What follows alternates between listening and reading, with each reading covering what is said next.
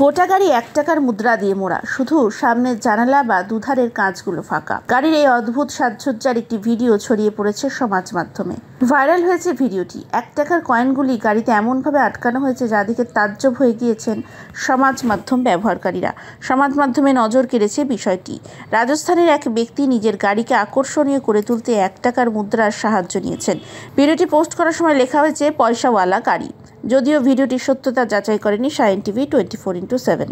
ইনস্টাগ্রামে ভাইরাল হওয়া সেই ভিডিওয় দেখা গিয়েছে মুদ্রায় ঢাকা গাড়িটি সূর্যের আলোয় ঝলমল করছে।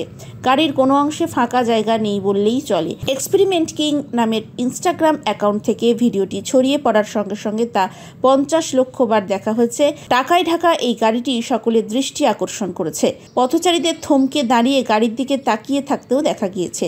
ভিডিওতে দেখা গিয়েছে গাড়ির নম্বর প্লেটটি রাজস্থানের। এর মালিককে সে সম্পর্কে কোনো তথ্য বা ভিডিও জানা যায়নি।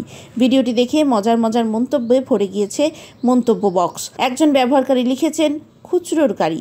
আর একজন রসিকতা করে মন্তব্য করেছেন, যদিও বাজারে 1 টাকার মুদ্রার ব্যবহার বন্ধ হয়ে যায়, তাহলে এটিই হবে এগুলোর ব্যবহারের সেরা উপায়।